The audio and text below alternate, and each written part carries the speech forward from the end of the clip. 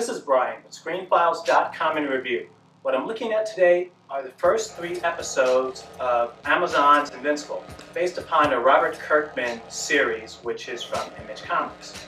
And I'm only doing 3 episodes because one is released every Friday, which is probably because Amazon wants to maintain subscribers more so than they have to do it.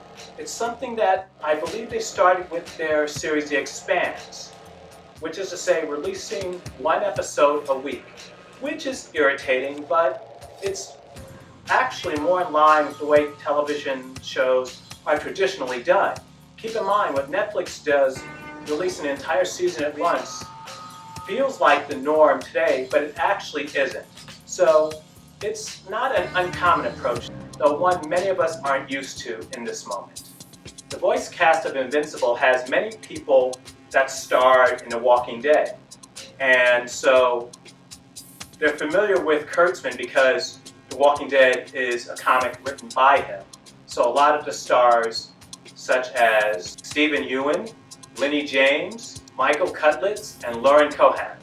And their voices aren't that familiar to me.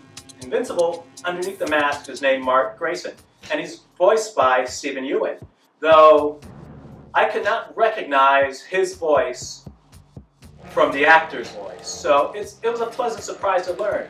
Though there's a character here who, as far as I'm aware, didn't appear in The Walking Dead, though is too distinctive, I think, to be playing quite the role that he's playing.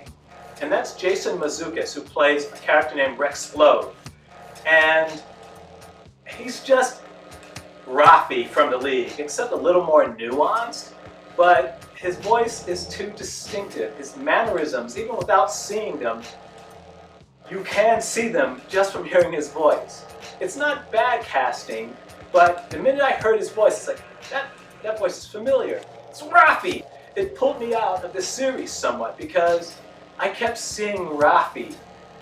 And the thing is, Rexplosion is a bit of a loudmouth, a bit obnoxious, a bit of a douche. In other words, he's Rafi from the League, except toned down somewhat. It was welcome in the sense that Mazzucas is just hilarious to listen to. He has a great voice, but at the same time, the character he was playing was too much like characters he's played before, which, as I said earlier, was distracting. It almost feels like he's being typecast as pretty much the douchebag. And hell, it's a niche. Run with it. It took me out of it a bit because, as I implied, there's no voice actor who's as distinctive as he was. So that was a bit irritating. And the thing is, Invincible is very much a love letter to the modern day superhero. It's clearly patterned on the Justice League, and Invincible himself is more akin to Spider-Man than anything else. Well, the power set is beyond Spider-Man, but still, the way he's very angsty, he has to deal with all these teenage issues. It's very much Spider-Man. And what Kurtzman has done was create his own version of those characters to play it. And it's less parodied and homage. For instance, there's a character called Warrior Woman, who is very much like Wonder Woman. Conversely, a character called Omni-Man, whose origin is essentially the same as Superman's. Well, I don't think he has heat vision that I've seen at any rate, but his power set is still very similar to Superman. Though also, what came to my mind watching the show was Marvel's Squadron Supreme, which is kind of an alternate version of Marvel's Avengers. So it's almost, as I said, a love letter to these characters in this genre. And it incorporates elements from others as well, which works really well. And I should mention, by the way, that Kurtzman is clearly a fan of Mike Mignola's Hellboy. There's a character here called Damien Darkhold, I believe his name is. And let's be honest, it's fucking Hellboy. It is literally Hellboy. But again, Kurtzman isn't stealing anything. It's clearly an homage to Hellboy, just as the Guardians of the Globe, his supergroup, terrible name, are very much the Justice League, and Invincible, very much Spider-Man. It's just the idea that these characters are so ingrained in a national psyche that he's produced them here. I don't necessarily think he intended it, but nonetheless, it is fairly obvious and it's enjoyable. Though, if you're aware of it, a little less so, because until you decide for yourself if what he's doing is homage or parody, it can feel a bit repetitious.